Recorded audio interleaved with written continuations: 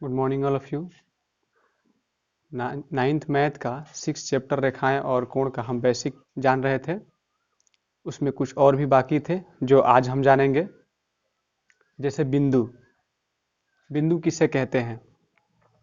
एक ऐसा सूक्ष्म चिन्ह जिसमें न लंबाई और न ही चौड़ाई पाई जाती है, उसे हम बिंदु कहते हैं। जैसे हम इस बिंदु को देख रहे हैं, इसमें हमें समझना ये है कि माना ये बिंदु उसे दर्शाया गया है और इस बिंदु को बहुत सारे रेखाएं, इस बिंदु से बहुत सारे रेखाएं गुजर रही हैं।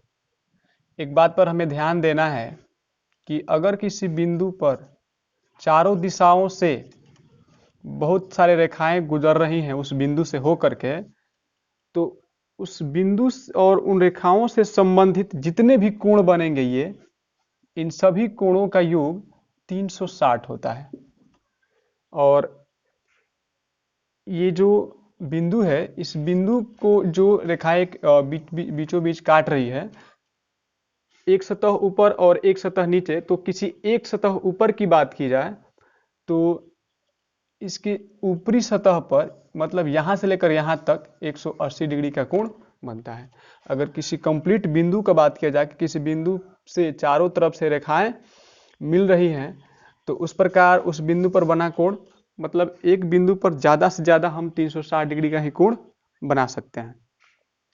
उसके बाद हम जानते हैं रैखिक युग्म क्या होता है।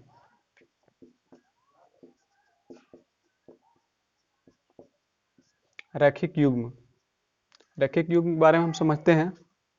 माना कोई AB रेखा है और इस AB रेखा के एक सतह में, ये ऊपर एक सतह हुआ, नीचे एक सतह हुआ, ऊपरी सतह या निचली सतह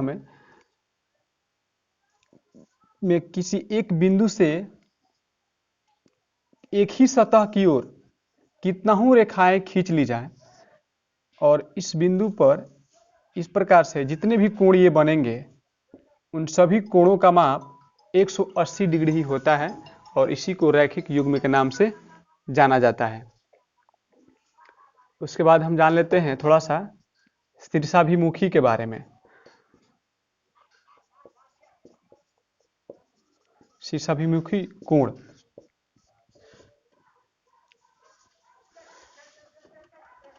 यहां पर हम देख रहे हैं कि दो रेखाएं आपस को प्रतिच्छेद कर रही हैं।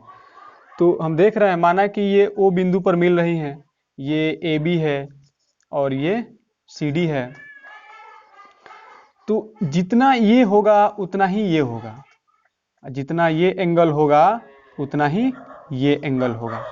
अब अगर हमें इन दोनों एंगलों को बराबर दिखाना हो तो हम लिखेंगे एंगल AOC बराबर एंगल DOB, एंगल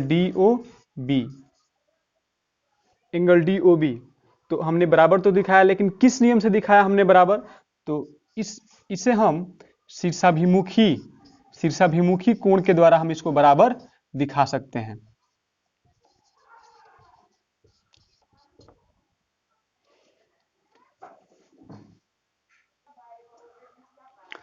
तो रेखाएं और कोण में बहुत सारे थ्योरम हैं। उन थ्योरम को प्रूव करने के लिए ये चीज़ हमें जानना बहुत ही जरूरी था। अब चलिए हम थ्योरम की ओर चलते हैं और पहला थ्योरम प्रूव करते हैं।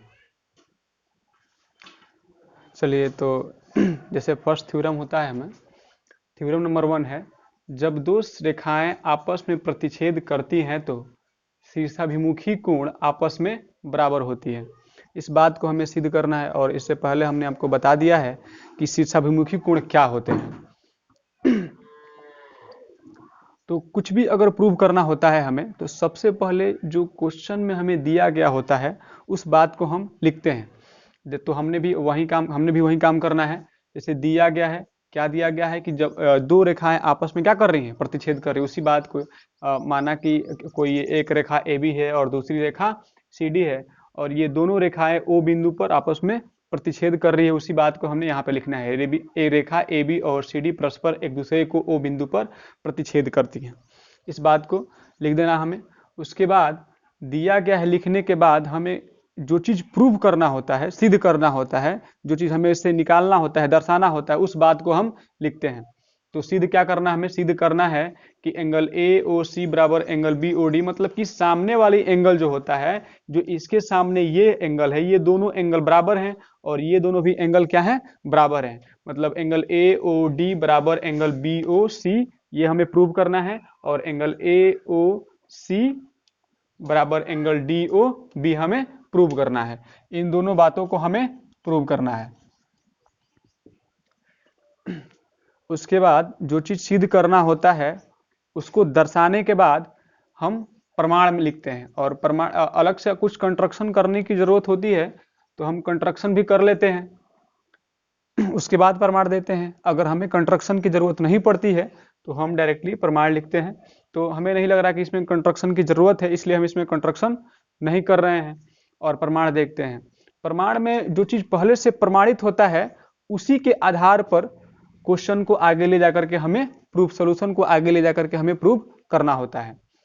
तो देखिए हम देख रहे हैं कि किरण ओ ए रेखा सीडी पर खड़ी है, किरण ओ ए रेखा सीडी पर खड़ी है। तो इससे पहले हमने बताया था कि कोई भी रेखा और किसी एक सतह से कोई रेखा उस पर प्रतिच्छेद कर रही है, किसी बिंदु पर मिल रही है, तो इस प्रकार के बने कोणों का योग 180, मतलब इन दोनों कोणों का योग कितना हो जाएगा, 180 डिग्री। वही बात है एंगल ये और एंगल ये, इन दोनों एंगलों को जब जोड़ा जाएगा तो इन दोनों एंगलों का मान क्या हो जाएगा, 180 डिग्री। और वही बात को हमने लिखा है कि एंगल ए ओ सी, मतलब angle A O C plus angle A O D बराबर 180 हो जाएगा। इसे हम समीकरण 1 मान लेते हैं, क्योंकि बाद में हमें ऐड करके कुछ ज्ञात करना होता है तो हमें हेल्पिंग होता है ये। उसके बाद फिर देखते हैं हम पुनः इसी बात को, फिर देखते हैं किरण OB CD पर खड़ी है। किरण OB जो है CD पर क्या है जी, खड़ी है। तो इससे पहले हम देख लेते हैं, सबसे पहले हमें दर्शाना है एंगल AOC बराबर एंगल BOD, मतलब एंगल AOC बराबर एंगल BOD, मतलब इन दोनों एंगलों को हमें बराबर दर्शाना है। तो हम इन दोनों एंगलों को दोनों समीकरण में सम्मिलित करेंगे, जैसा देखेंगे हम। तो हमने देखा कि पुनः किरण OB रेखा CD पर खड़ी है, तो फिर ये एंगल और ये एंगल, दोनों एंगलों का योग कितना हो जाएगा, 180 हो जाएगा। वही बात angle AOD plus angle DOB, इन दोनों कोणों का भी योग भी क्या होगा, 180 ही होगा। तो हमने लिख दिया कि angle AOD plus angle BOD बराबर में 180 डिग्री। अब हम समीकरण 2 इसको मानेंगे और समीकरण इसे हमें पहले मान रखा है। अब दोनों समीकरणों को चूंकि हम देख रहे हैं, ये होता है LHS और ये होता है बराबर के उस साइड होता है RHS। हम देख रहे हैं दोनों का RHS बराबर है, तो यदि दोनों का RHS बराबर हो तो LHS भी हमेशा क्या होगा, बराबर होगा। उसी आधार पर यदि ये दोनों बराबर हैं तो ये दोनों भी आपस में क्या होंगे, बराबर होंगे। उसी आधार पर बराबर के एक साइड हमने इसको लिख दिया और बराबर के दूसरे साइड हमने इसको लिख दिया। अब देख रहे हैं दोनों में एंगल AOD कॉमन है, तो एक दूसरे को हम इधर उधर करेंगे तो कोई अगर हम इसको उधर भेजते हैं तो प्लस में है तो माइनस हो जाएगा, एक प्लस माइनस कैंसिल हो जाएगा, ये दूसरे से आपस में घट जाएंगे और बचेगा क्या, एंगल AOC बराबर एंगल BOD, जो कि हमें प्रूव करना था और हमने प्रूव किया।